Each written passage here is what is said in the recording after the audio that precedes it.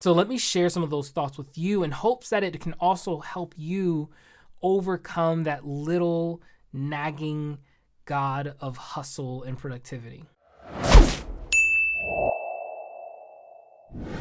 We all have these internal beliefs that try to rule over what we think and how we behave. Here was mine, right? I, for the longest time, lived as if I had complete control over time, which is this idea that if I can exert enough force of productivity and effort, I can avoid pain and assure victory for my future. And to maintain this effort, all it means I have to wake up and work to midnight with little to no breaks, all so that I can squeeze out a future for my family and for myself.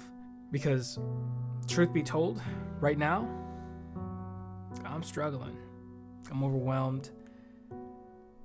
And it's all got to be worth something, right? Like it's all has got to have a point, and the only cost is I have to live constantly at the edge of depression. At some point, I've got to learn to be content with who I am in my given moment. And so here's some of the hard questions I had to ask myself. One is, if who I am right now, without getting any better, stronger, smarter, richer, was as good as I get, what would I spend my time on? Another question was, what if productivity is just an act of avoidance? What am I avoiding? What if I had nothing to prove to my future self? What if I had nothing to prove? I took these questions and I journeyed, I journaled, had conversations with my wife, and there are several big takeaways that I've now applied that I think has really changed my perspective in a big way. So let me share some of those thoughts with you in hopes that it can also help you overcome that little nagging God of hustle and productivity. So here's one of the thoughts. I now genuinely believe that I can flow from inside out. It doesn't have to be outside in. I don't have to be pressed by the pressure of my environment, conform and be pushed around by my circumstances. I can be honest with where my mental state is at and what's going on in me, and begin to chart out a path for myself forward. I can live from inside out. Another is this idea that community shapes me.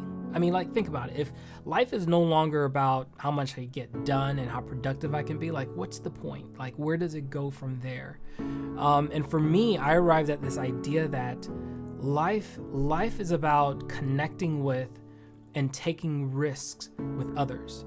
It's about connecting. It's about relationships. Because here's the thing. When I pass away, I'm not going to be remembered by my stuff. I'll be remembered by my people. And lastly, the journey validates me, not the outcome. My boys are going to grow up remembering play wrestling with their father. They're going to remember that moment more than they remember the returns on my investment that I was able to make and to work extra hard while they're sleeping. They're not going to cherish or remember that. Maybe the outcome ultimately isn't the thing that I should hold on tightly to. But yeah, I got to work and I've got to get things done and I'm going to provide a life for them. But maybe I hold on even tighter to these moments that I share with my family. You know, let me share this last thought, because I think this is the most important piece. How do I now resist going back to the altar of productivity and hustle culture and awakening that God and, little gods, all they need is a little worship to live again.